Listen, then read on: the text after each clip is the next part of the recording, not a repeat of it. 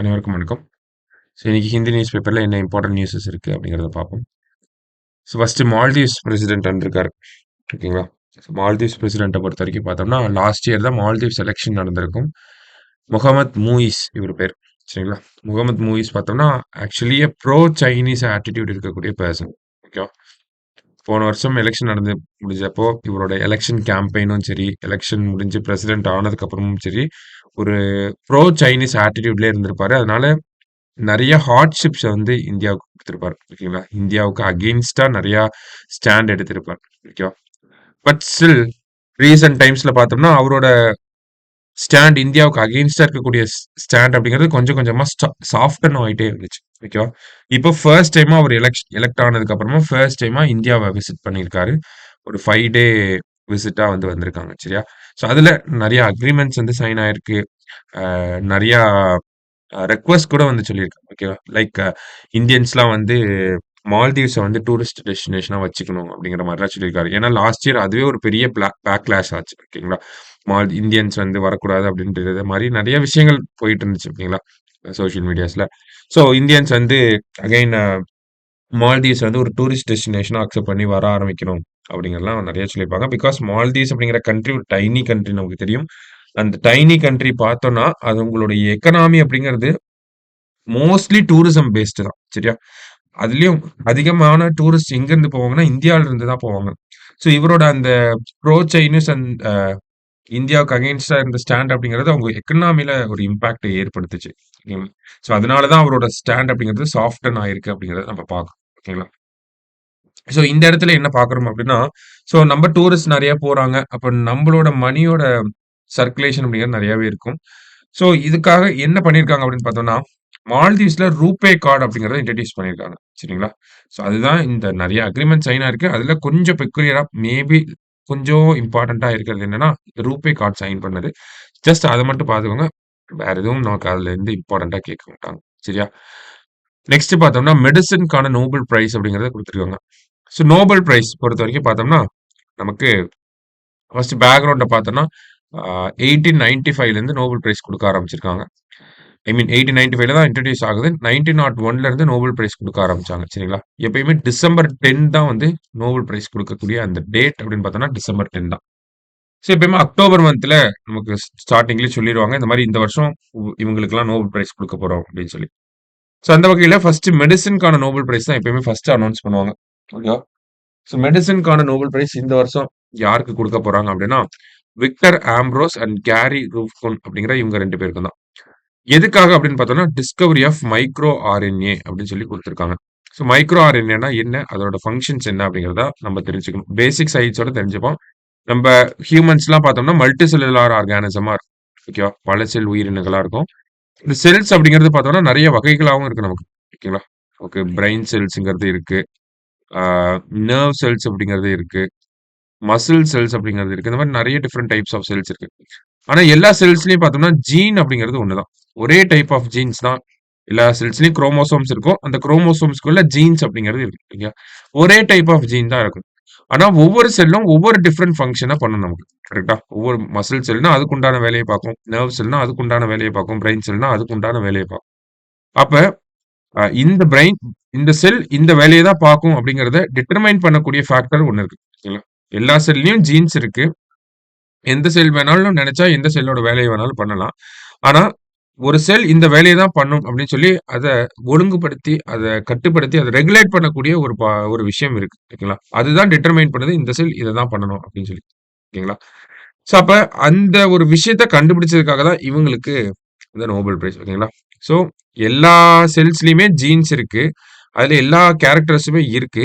இருந்தாலும் பிரெயின் செல்ன்னு பார்த்தோம்னா, brain செல்லோட jeans தான் வந்து ஆக்டிவேட் ஆயி, அந்த ஒரு கேரக்டர்ஸ், அந்த ஒரு ஃபங்ஷன்ஸ் மட்டும் தான் நமக்கு எக்ஸ்பிரஸ் ஆகுது. சரியா? ஸோ, அப்ப அத யாரு டிட்டர்மைன் பண்றாங்க? அந்த ஜெனடிக் ஆக்டிவிட்டி, அந்த ஜீன் ஆக்டிவிட்டிய ரெகுலேட் பண்ணக்கூடியது யாரு? அப்படிங்கிறத தான் இவங்க கண்டுபிடிச்சிருக்காங்க. இந்த ஜீன் ஆக்டிவிட்டிய ரெகுலேட் பண்ணக்கூடிய விஷயம் தான் மைக்ரோ ஆர்என்ஏ அப்படிங்கிறது. சரிங்களா? ஸோ, இந்த மைக்ரோ ஆர்என்ஏவோட டிஸ்கவரிக்காக இவங்களுக்கு இந்த வருஷம் நோபல் பிரைஸ் ஃபார் மெடிசின் அப்படிங்கிறத குடுத்துருக்காங்க. சரியா? இந்த மைக்ரோ ஆர்என்ஏ தான் என்ன பண்ணுதுன்னா, ஜெனடிக் அந்த ஜீன் ஆக்டிவிட்டிய வந்து கண்ட்ரோல் பண்ணுது. இந்த செல்ல இருக்கக்கூடிய ஜீன் இந்த வேலைய தான் பண்ணணும்.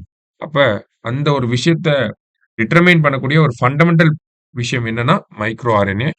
ஸோ சிம்பிளா சொல்லணும்னா டிஸ்கவரி ஆஃப் மைக்ரோ ஆர்என்ஏ அதுக்காக தான் வந்து இவங்களுக்கு நோபல் பிரைஸ் அப்படிங்கிறத குடுத்துருக்காங்க. ஸோ ஆனா அதுக்கு பின்னாடி இருக்கக்கூடிய ஜஸ்ட் என்ன அப்படிங்கிறத பார்த்துக்கோங்க. சரியா?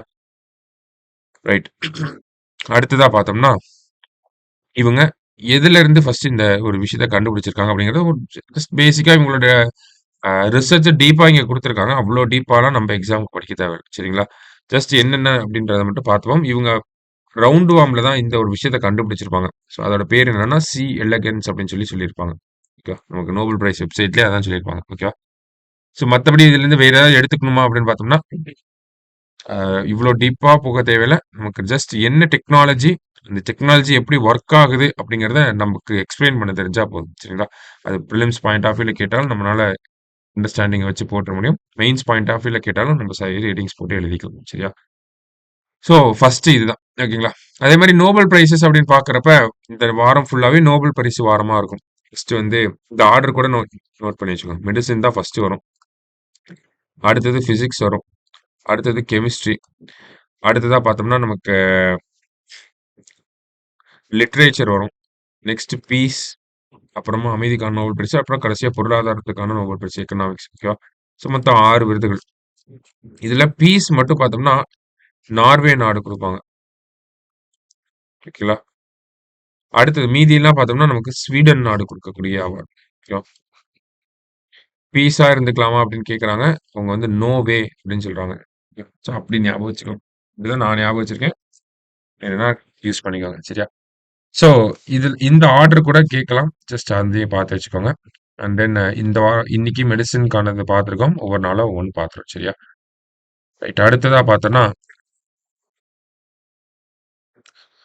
வேற என்ன இம்பார்ட்டன்ட்டான நியூஸஸ் இருக்கு அப்படின்னு பார்த்தோம்னா, நம்மளோட சீஃப் மினிஸ்டருக்கு வந்து Asia HRD life time achievement award அப்படிங்கிறத குடுத்துருக்காங்க. சரிங்களா? எதுக்காக குடுப்பாங்க அப்படின்னா, the award recognize individuals or organizations with extraordinary influence contributed to advancement in the field of human development, impacted society, business, sphere and community. So, ஒரு extraordinary individual R organisation அவங்க வந்து நிறைய கான்ட்ரிபியூஷன்ஸ் சொசைட்டிக்கும் எக்கனாமிக்ஸ்க்கும் பிஸ்னஸஸ்க்கும் பண்ணியிருந்தாங்கன்னா அவங்களுக்கு இந்த Asia HRD life time achievement award அப்படிங்கிறத கொடுப்பாங்க. சரிங்களா? ஸோ இது ஒரு ரிலேட்டடான நியூஸா இருந்துச்சு. அடுத்ததா பார்த்தோம்னா, நமக்கு இங்க எடிட்டோரியல் பேஜ்ல மினரல்ஸ் ரிலேட்டடா ஒரு ஆர்டிகல் குடுத்திருந்தாங்க. ஸோ இந்த ஆர்டிகல் இதுல வந்து இந்த டேட்டா பாயிண்ட்ல என்ன சொல்லியிருப்பாங்கன்னா, ஒவ்வொரு ஒவ்வொரு மினரலோட ரிசர்வ்ஸ் எந்த கண்ட்ரில அதிகமா இருக்கு அப்படிங்கிறத நமக்கு சொல்லியிருந்தாங்க. பட் ஸ்டில் இந்த மினரல்ஸ் எல்லாமே பார்த்தோம்னா, நமக்கு கிரீன் எனர்ஜி டிரான்சிஷன் நோக்கி நம்மளை கூட்டிட்டு போகக்கூடிய மினரல்ஸ் தான் இது எல்லாமே. ஃபாசில் ஃபியூயல விட்டுட்டு கிரீன் எனர்ஜி பேஸ்ட் எக்கானமியா நம்ம மாறணும். அப்படின்னா பசுமை அந்த ஒரு விஷயத்த ப்ரமோட் பண்ணணும் அப்படின்னா, அதுக்கு நமக்கு நெறையா மினரல்ஸ் கனிமங்கள் தேவைப்படும் இல்லையா? ஸோ அந்த தேவைப்படக்கூடிய கனிமங்கள் எல்லாத்தையுமே வந்து நமக்கு இந்த இடத்துல குடுத்துருக்காங்க. ஸோ அந்த ஒவ்வொரு விஷயமும் எதுக்காக நமக்கு தேவைப்படுது அப்படிங்கிறதையும் நமக்கு சொல்லியிருக்காங்க. ஓகேவா? ஸோ இத அப்படியே நம்ம மெயின்ஸ் பாயிண்ட் ஆஃப் வியூல எடுத்துக்கலாம். ஓகேங்களா?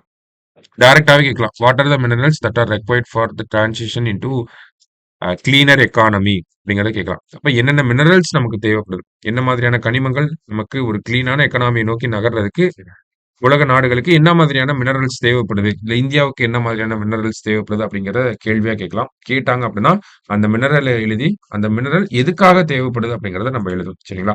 ஸோ அந்த ஒரு விஷயத்த நமக்கு அப்படியே ஆன்ஸர் எப்படி எழுதணுமோ, அதே பேசிஸ்ல நமக்கு குடுத்துருக்காங்க.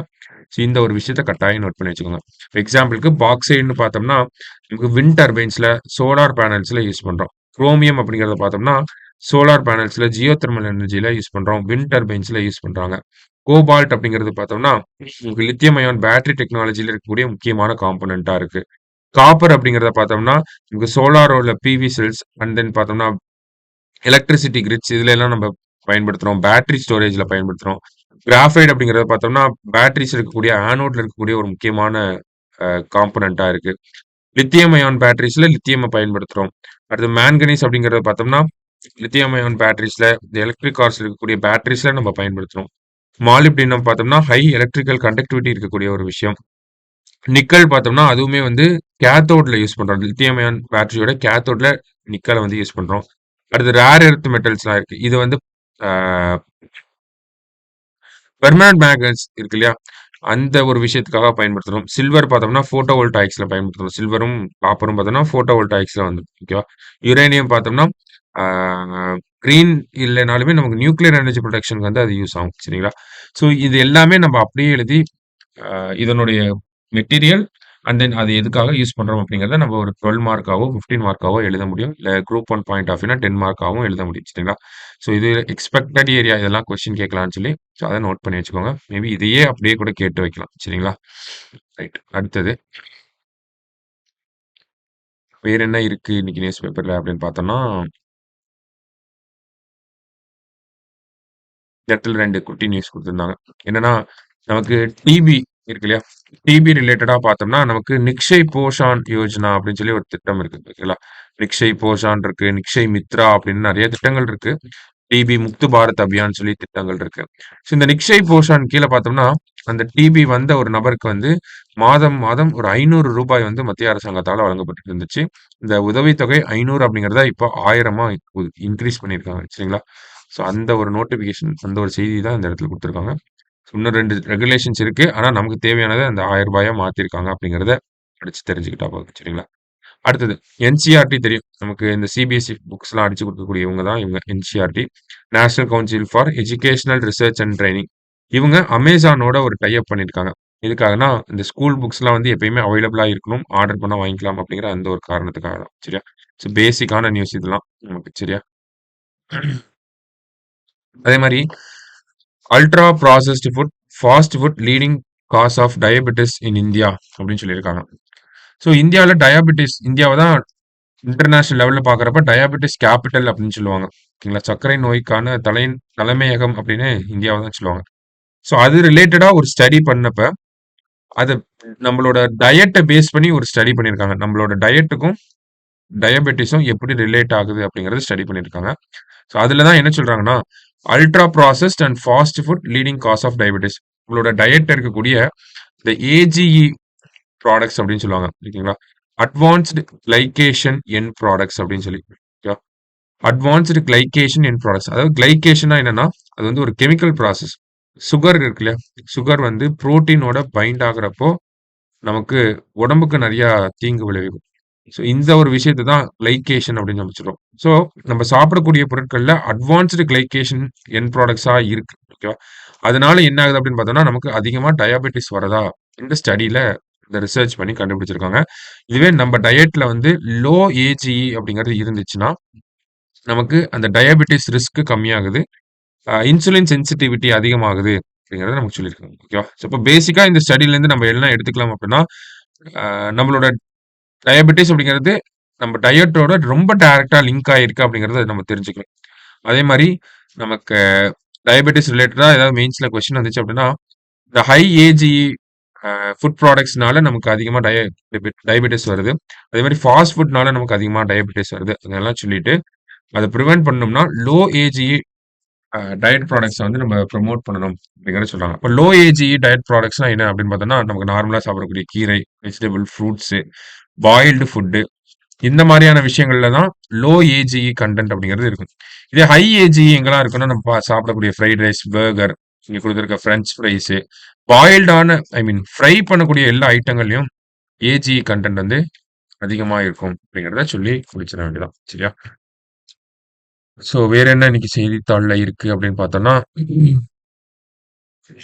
ஆ தீபா கரம்கர். இந்த தீபா கரம்கர் பார்த்தோம்னா, நமக்கு இந்தியாவோட ஜிம்னாஸ்டிக்ஸ் வீராங்கனை. இவங்களோட பெஸ்ட் பெர்ஃபார்மன்ஸ் அப்படின்னு பார்த்தோம்னா, ஜிம்னாஸ்டிக்ஸ் வேர்ல்டு கப்ல கோல்டு மெடல் வின் பண்ணியிருக்காங்க. அதையும் தாண்டி பார்த்தோம்னா, ரியோ ஒலிம்பிக்ஸ் 2016ல 4த் பிளேஸ் வந்து வந்திருப்பாங்க ஜிம்னாஸ்டிக்ஸ்ல. இந்தியாவுல இருந்து ஜிம்னாஸ்டிக்ஸ்ல அதிகமா அச்சீவ் பண்ணது இவங்க தான். ஸோ நேத்து என்ன சொல்லியிருக்காங்க அப்படின்னா, ஜிம்னாஸ்டிக்ஸ்ல இருந்து ரிட்டயர் ஆகுறதா சொல்லியிருக்காங்க. ஸோ எக்ஸாம் பாயிண்ட் ஆஃப் வியூல கேள்வி கேட்டாங்கன்னா, தீபா கரம்கர் என்ன ஸ்போர்ட்டோட ரிலேட் ஆகி வருவாங்க அப்படிங்கிறத கேட்பாங்க. ஏன்னா இந்த வருஷம் ஒலிம்பிக், பாராலிம்பிக்லாம் நடந்திருக்கு. நெறைய போட்டியாளர்கள், நெறைய டிசிப்ளின்ல இருப்பாங்க. ஸோ இவங்களும் எந்த கேம் அப்படிங்கிறத தெரிஞ்சுக்கோங்க. சரியா? ஸோ இன்னைக்கு நியூஸ் பேப்பர்ல இந்த முக்கியமான கன்டென்ட்ஸ்லாம் இதெல்லாம் தான். சரிங்களா? நாளைக்கு நியூஸ் பேப்பர் ரீடிங்ல மீட் பண்ணலாம். Thank you.